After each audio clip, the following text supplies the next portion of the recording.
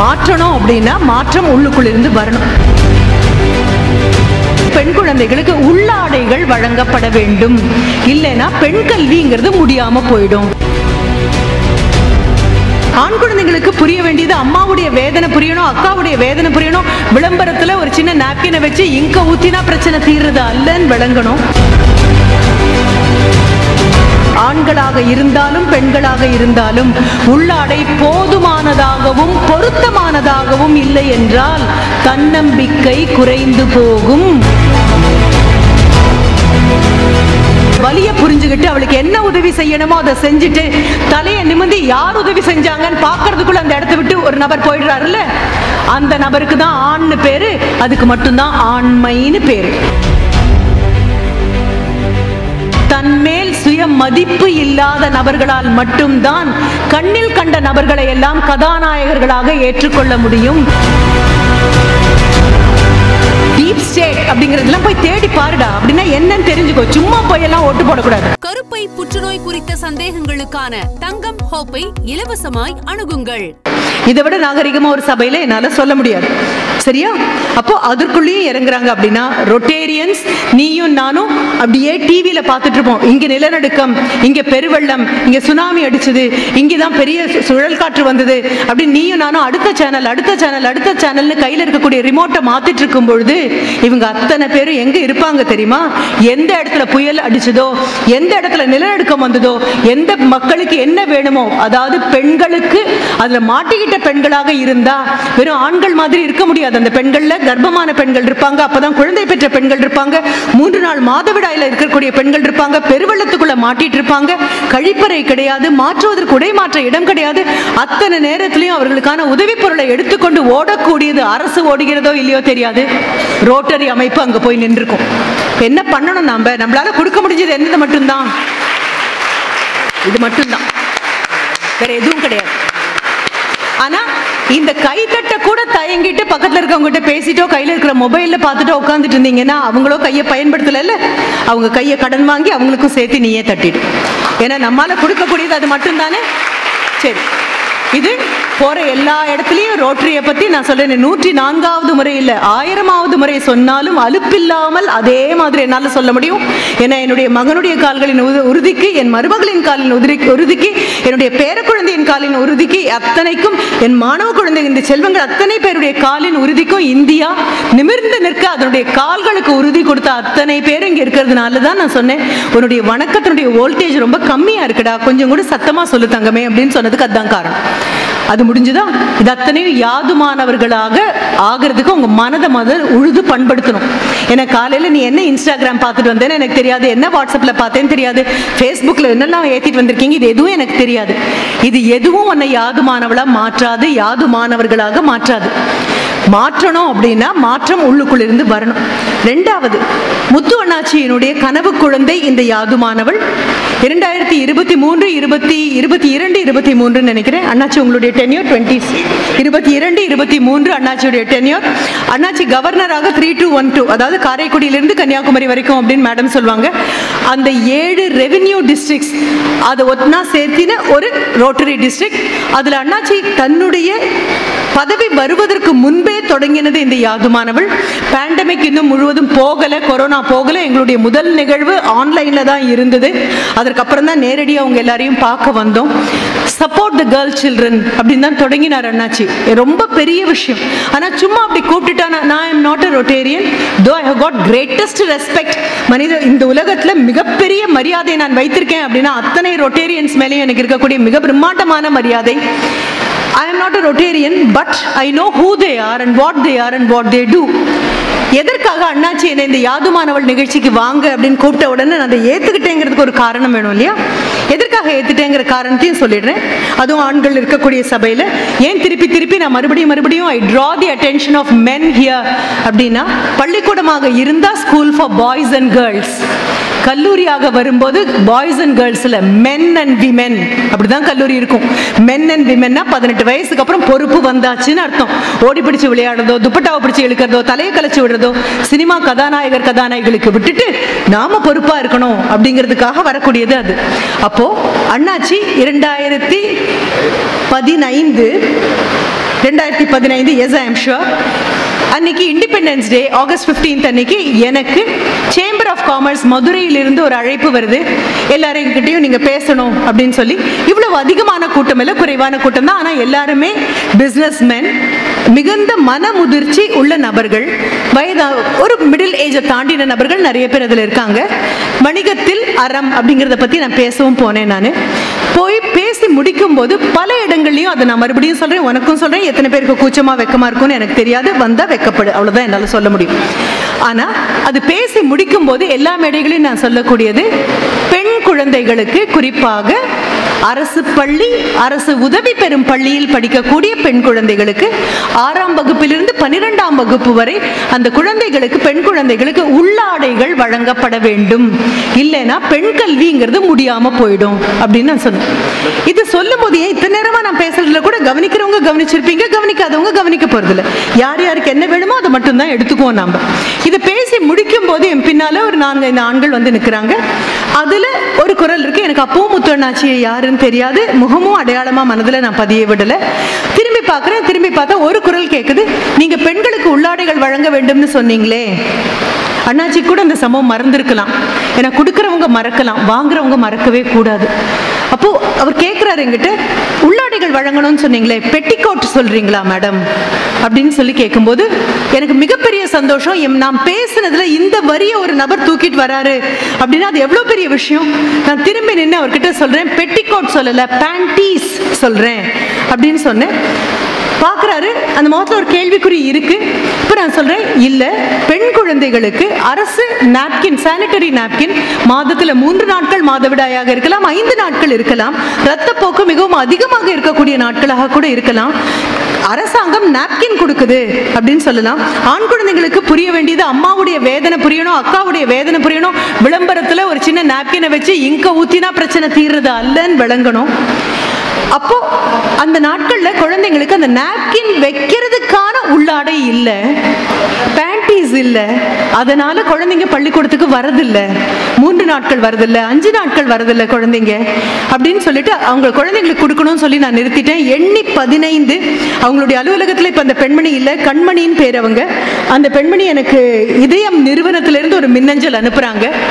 விருதுநகரில் உள்ள அரசு உதவி பெறும் பள்ளிக்கூடத்தில் 6ஆம் வகுப்பிலிருந்து 12ஆம் வகுப்பு வரை படிக்கக்கூடிய பெண் குழந்தைங்களுக்கு ஒரு குழந்தைக்கு 3 வீதம் உள்ளாடைகள் நாங்கள் வழங்கப் போகிறோம், வருகிறீர்களா அப்படின்னு கேட்டாங்க. பெரிய விஷயம். அது அதோட நிற்கல. விஜயகுமாரி மேடம்னுடைய டாட்டர், அவங்களும் ரொட்டேரியன், அவங்க மூலமா இறைவி அப்படின்னு ஒரு நிகழ்வு, உன்னுடைய அகசுத்தம் எப்படி இருக்கணும், உன்னுடைய புறசுத்தம் எப்படி இருக்கணும், உன்னுடைய சுற்றுப்புறம் எப்படி இருக்கணும், பெண் குழந்தைகளுக்கு தங்களுடைய உடலை எப்படி சுத்தமாக வைத்துக் கொள்வது என்பது தெரியாமல் போகிறது. அம்மா நீ பள்ளிக்கூடத்துலேருந்து வந்தோடனே கை கால் கழுவிட்டு வா அப்படின்னு சொல்ற அம்மாவும் ஒன்றும் தெளிவா சொல்றது இல்லை. யாரும் தெளிவா சொல்லாத போது, இந்தியா சுதந்திரம் அடையும் போது 34 வயது தான் ஒரு பெண்ணுடைய சராசரி வயதுன்னு இருந்தது. 2025 74 இழுத்திருக்கோம் அந்த வயது. 34 எங்க உட்கார்ந்துருக்கு, 74 எங்க இருக்கு? 74 வயது பெண் உயிரோடு இருக்கிறது பெரிய விஷயம் இல்லை. ஆரோக்கியமா உயிரோடு இருக்கணும், ஓடி ஆடி உயிரோடு இருக்கணும், யாருடைய உதவியும் இல்லாம தன் காலில் தான் நிற்கணும் அப்படின்னா அகசுத்தம் என்னன்னு அவளுக்கு தெரிஞ்சிருக்கணும். அப்போ பெண் மருத்துவர்களையும் கூட்டிட்டு போய் இவர்களுக்கு கொடுக்கறது. இது ஏதோ ஒரே ஒரு பள்ளிக்கூடத்துக்கு அண்ணாச்சி கொடுத்ததற்காக நான் சொல்லவே வரல. அது ஒரு சாதாரண நிகழ்வாக இருந்தது, இயக்கமாக மாற்றி எடுத்திருக்காரு. இயக்கமாக மாற்றி எடுத்ததுல விருதுநகர்ல இருக்கக்கூடிய பள்ளிக்கூடங்கள் மட்டும் அல்லாம ராமநாதபுரத்தில் இருக்கக்கூடிய பள்ளிக்கூடங்களாக இருக்கட்டும், கடைசியாக நாங்க போன தங்கச்சி மடம் அங்க இருக்கக்கூடிய, அங்க போய் பெண் குழந்தைகளுக்கு அப்படின்ன போது ஒரு சின்ன குட்டி பையன் ஏறி மேடைக்கு வந்துட்டு, மிஸ் நீங்க பெண்களுக்கு தான் தருவீங்களா மிஸ், அக்காக்களுக்கு தான் தருவீங்களா மிஸ், எங்களுக்கு கொடுக்க மாட்டீங்களா மிஸ் அப்படின்னு கேட்டான். ஏன்னா ஆண் குழந்தைகளுக்கும் இது தேவையாக இருக்கு. திரும்பி பார்த்த உடனே அண்ணாச்சி சொன்ன ஒரே விஷயம், கொடுத்துடலான்னு சொல்லுங்க அப்படின்னு. திருப்பூர்ல இதே ரோட்டரி 1 லட்சம் பெண் குழந்தைகளுக்கு ஆளுக்கு 3 வீதம் 3 லட்சம் கொடுத்துருக்கு. பெரிய விஷயம், புரிஞ்சுக்கும். உங்களுக்கு பெண்களுக்கு மனசார இந்த விஷயம் தெரியும். உள்ளாடைகள் ஆண்களாக இருந்தாலும் பெண்களாக இருந்தாலும் உள்ளாடை போதுமானதாகவும் பொருத்தமானதாகவும் இல்லை என்றால் தன்னம்பிக்கை குறைந்து போகும். பேருந்துக்காக தோள்ல பைய மாட்டிட்டு பெண் குழந்தைங்க ஓடி வரும்போது ஜன்னல் பக்கம் உட்கார்ந்து ஒரு நமட்டு சிரிப்பு சிரிக்கக்கூடிய ஆண்கள் அத்தனை பேருக்கும் புரிய வேண்டியது என்ன அப்படின்னா, பெண் கூசி குறுகி தன் உடலை நினைத்து அவளுக்கு அவமானம் வரக்கூடிய நிகழ்வாக அந்த இடம் மாறும். பெரும்பாலும் பஸ் எல்லாமே நகர்த்தி தான் நிறுத்துவாங்க, குழந்தைங்க ஓடி வந்து ஏறுவாங்க. அப்பெல்லாம் நான் நினைப்பேன், எவ்வளவு அந்த மனசு காயப்படும், எவ்வளவு அந்த மனசு துன்பப்படும் அப்படின்னு. அப்போ உள்ளாடைகள் போதுமானதாக இருக்கிறது மட்டும் இல்ல, உனக்கு அளவு சரியான பொருத்தமானதாகவும் இருந்தபோது தன்னம்பிக்கையோட நிமிர்ந்து நிற்க உன்னால முடியும். இல்லைன்னா உன் உடலே உன்னை குறுகி போக வச்சிடும். இப்போ உங்ககிட்ட சொல்ல வேண்டிய மிகப்பெரிய விஷயம் என்ன தெரியுமா? ஹீரோக்கள்னு நீ நினைச்சிட்டு இருக்க இல்லையா, திரைப்படங்கள்ல வரக்கூடிய அந்த கதாநாயகர்கள் எல்லாம் பெரிய ஹீரோக்கள், இவர் தான்ப்பா எனக்கு பெரிய ஹீரோ, இவர் தான்ப்பா பெரிய ஹீரோ அப்படின்னு அவங்க படம் வந்ததுன்னா பார்த்தே ஆகணும், அந்த பாட்டுன்னா கேட்டே ஆகணும், விடாம முணுமுணுத்துட்டே இருந்தே ஆகணும். அதுக்காக ஃபேன் கிளப் எல்லாம் பண்ணி வச்சுட்டு உட்கார்ந்துருக்கிற குழந்தைங்களுக்கு புரிய வேண்டியது என்ன தெரியுமா? உண்மையான கதாநாயகன், உண்மையான ஹீரோ எப்போது டைம் கிடைக்கும் போது கையில் இருக்கக்கூடிய டிக்ஷனரி எடுத்து பாருங்க, இல்லைன்னா உங்க ஆங்கிலத்துறை ஆசிரியர்கிட்ட கேளுங்க, ஹீரோ அப்படிங்கிறதுக்கு என்ன பொருள் கொடுத்திருக்கு ஆங்கில அகராதியில அப்படின்னு பாருங்க. வீர சாகசங்கள் செய்யக்கூடிய நபரை ஹீரோ அப்படின்னு சொல்லுவோம். சினிமாவில் கேமரா ரோலிங் ஆக்ஷன் அப்படின்னு சொன்னதுக்கு அப்புறம் பாஞ்சு 10 பேரை வீழ்த்துற மாதிரி நடிக்கிற அப்படின்னு நடிக்க கூட முடியாத ஒரு கதாநாயகன் 50 வயதுக்கு மேல இருக்கலாம், அவர் பாஞ்சு எல்லாரையும் வீழ்த்துற மாதிரி ஒரு காட்சி வரணும்னா அவர் மாதிரியே தோற்றம் இருக்கிற, அவர் மாதிரியே நிறம் இருக்கிற, ஒரு அசப்பில பார்த்தா அவர் ஜாடையிலே இருக்கக்கூடிய ஒரு அவரை போன்ற போலி ஒரு டூப் ஆர்டிஸ்ட போட்டு என்ன பண்ணுவாங்கன்னா அதை நடத்திடுவாங்க. அவங்கள தான் நீங்க ஹீரோக்கள் அப்படின்னு சொல்லிட்டு இருக்கீங்க. உண்மையான ஹீரோ யார் தெரியுமா?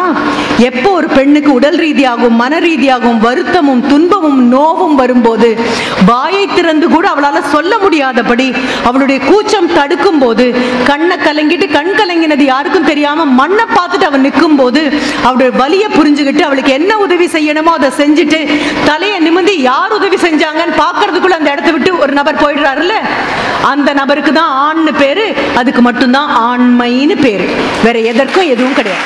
வாங்கிக்கோ, மனதுக்குள்ள வாங்கிக்கோ.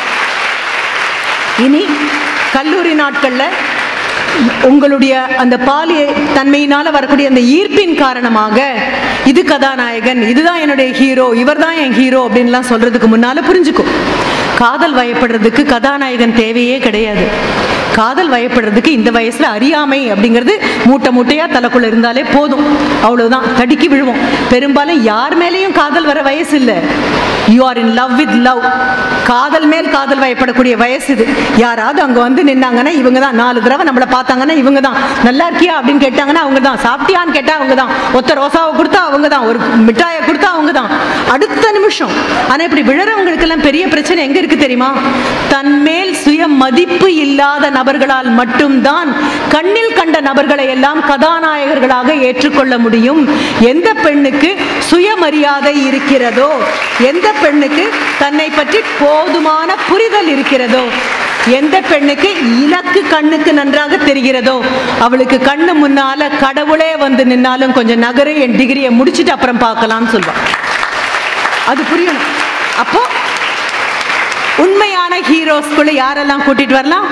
அப்பா, நம்ம அப்பா பெரிய ஹீரோ, தனக்கு இருந்தாலும் இல்லாட்டாலும் நமக்கு கொடுக்குற அப்பா பெரிய ஹீரோ, அம்மா பெரிய ஹீரோ, ரைட்?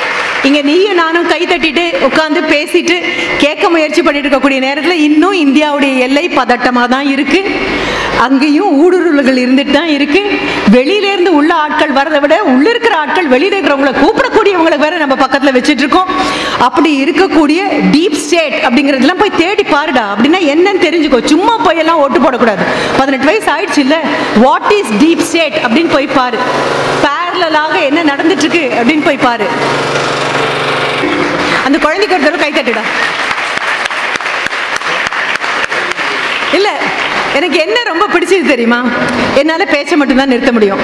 என்ன ஆச்சு அப்படின்னு எங்க தலைமுறை தேடும் போது ஒன்னும் ஆகல, சுவிட்ச் ஆஃப் பண்ணா எல்லாம் சரியாயிடும் அப்படின்னு கண்டுபிடிச்சல. தேங்க்யூ, தேங்க்ஸ் எல்லாம்.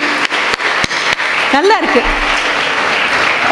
புத்திசாலியான அடுத்த தலைமுறையை பார்க்கும்போது ரொம்ப கர்வமாகவும் பெருமையாகவும் தான் இருக்கு. சரியா? இப்ப அம்மா அப்பா ஹீரோன்னு சொல்லிட்டோமா?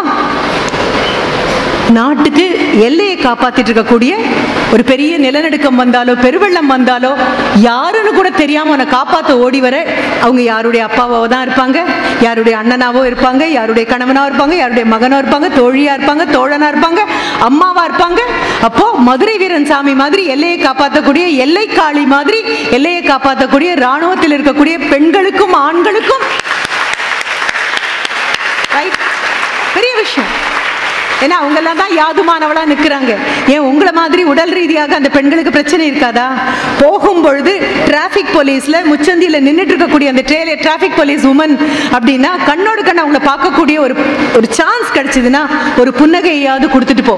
கால் கடுக்க அங்க நிற்கக்கூடிய அந்த பெண்ணுக்கு அவசரமாக கழிப்பறைக்கு போகணும்னா அதற்கான வாய்ப்பு கூட கிடையாது. நம்ம சொல்லலாம், தெரிஞ்சுதானே இந்த வேலைக்கு வந்தாங்க, நமக்கு தெரியும், உடம்புக்கு தெரியாது இல்லையா? அப்ப அந்த நேரத்துல நிக்கிறாங்க அப்படின்னா மிகப்பெரிய ஆள், காவல்துறையா மிகப்பெரிய ஆள், அதை விட தீயணைப்பு படையில ஓடி வராங்களா மிகப்பெரிய ஆட்கள், ஆம்புலன்ஸ் டிரைவரா மிகப்பெரிய டிரைவர், உயிரை காப்பாத்துற ஹீரோ, விவசாயி பெரிய ஹீரோ, அடுத்த வேளை சோறு அவரை நம்பி இருக்கு. ஆசிரியர் பெருமக்கள், நீ கவனிச்சாலும் கவனிக்காட்டாலும் வந்து பாடம் சொல்லிக் கொடுக்கக்கூடிய ஆட்கள் இருக்காங்க இல்லையா? மிகப்பெரிய ஹீரோக்கள். கொடுக்கக்கூடியது கைத்தட்டல் மட்டும்தான். கருப்பை புற்றுநோய் குறித்த சந்தேகங்களுக்கான தங்கம் ஹோப்பை இலவசமாய் அணுகுங்கள்.